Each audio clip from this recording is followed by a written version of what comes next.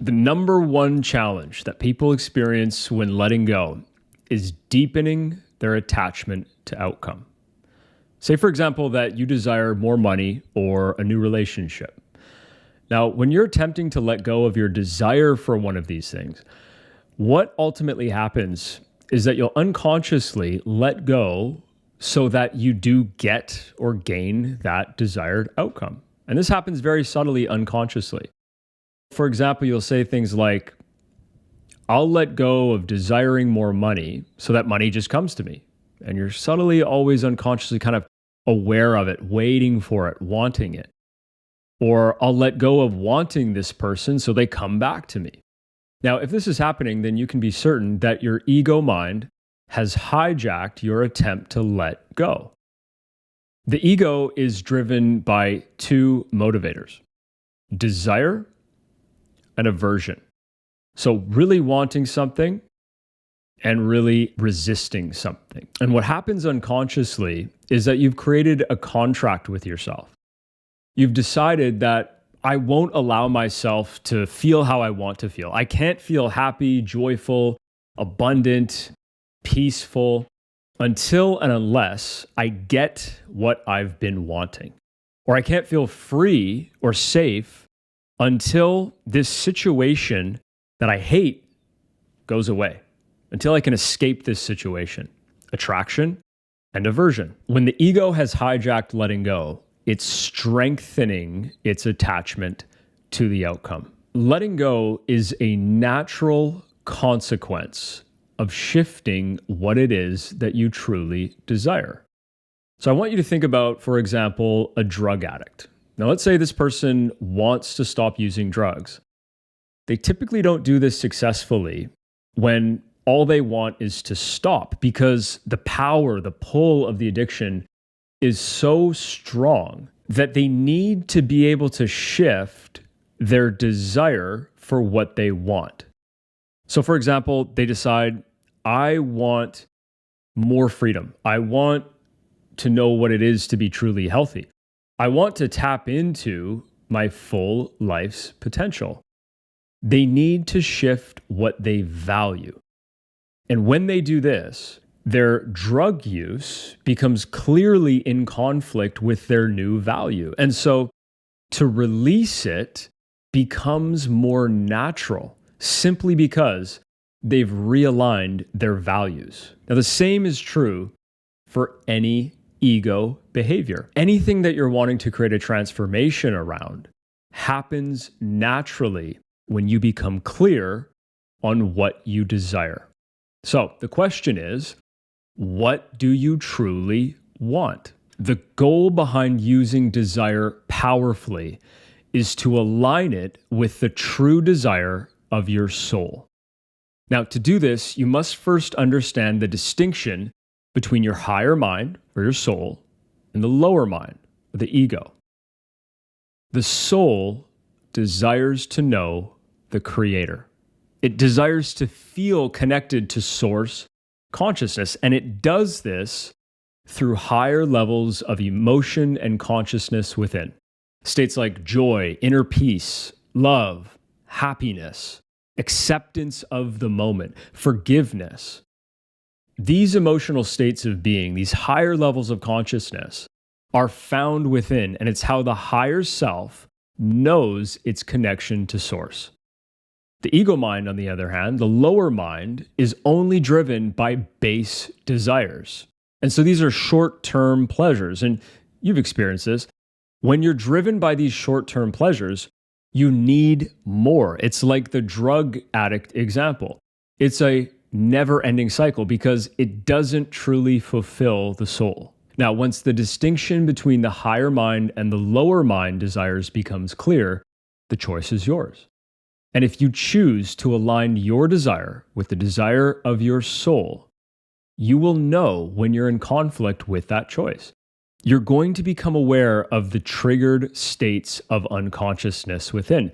These are the lower emotions: anger, pride, apathy, hopelessness, guilt, shame, fear, and so on. So when you're in one of these states, let's say someone has pushed your buttons in the right way. They've said that thing that just gets under your skin, you're going to notice the state of being that is created within you. And because you've aligned your desire with that of your soul, you'll realize this state within right now, this state of attachment, is not inner peace. I'm in a lower level of consciousness. So what you've done by aligning your desire with the desire of your higher self is you've made it very, very obvious when you're in conflict with that desire. Now, when you're triggered into a state of attachment, any lower emotion, this is when you let go. And what is letting go but simply the decision to allow? To allow something to be what it is for no other reason than you've decided that you value your inner peace more than you value controlling, fixing someone, or changing what you see around you. It's simply a shift in what you value. Think about times when you're walking along, you're outside, or you're noticing things, and unconsciously, internally, you're judging. You're judging what you see outside of you. In that moment, you realize the feeling of what judgment feels like. And because it's not inner peace, it's not what you're committed to, you realize that this is something I can let go of because I don't need the outside of me to look different. I don't need to change anything in order for me to choose how I feel now. A client of mine recently was going through one of his bigger life challenges, and this one was related to money. And so he asked me, Zach, how do I not only resolve this attachment that I have around money, but also how do I approach the big life challenges when they do inevitably arise? And my answer is to prepare yourself for the big challenges by mastering the small ones. You see, in truth, there's really no difference between big life challenges and getting annoyed when you stub your toe walking into the wall.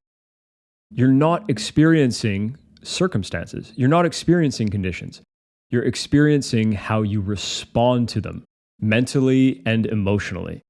So if you want to master the big life challenges, then you want to commit to noticing how you are responding, how you're relating to any given moment on any typical average day.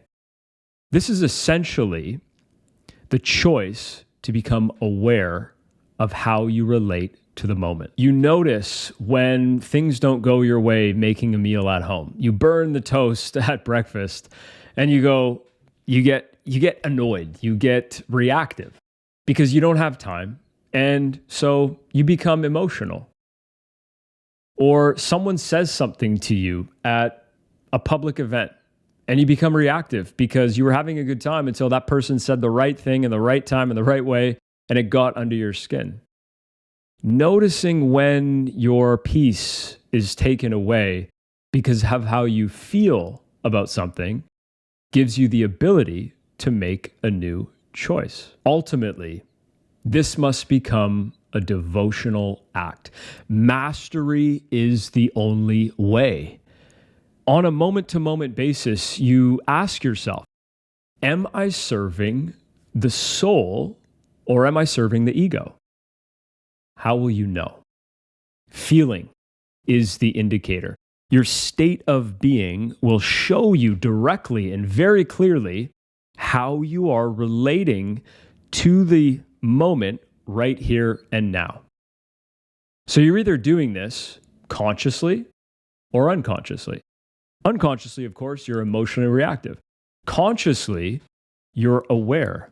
You're in a state of observance. You're the witness to how you're responding to any given situation. What happens is that as you practice mastering your devotion to inner peace, your inner world becomes more valuable than what you see outside of you. You're no longer desiring to change conditions and circumstances or people because you realize that all you need to do to change how you feel is make a new choice. So you start off challenging yourself to choose inner peace over the need to control, fix, or change. And you evolve into one who has mastered choice.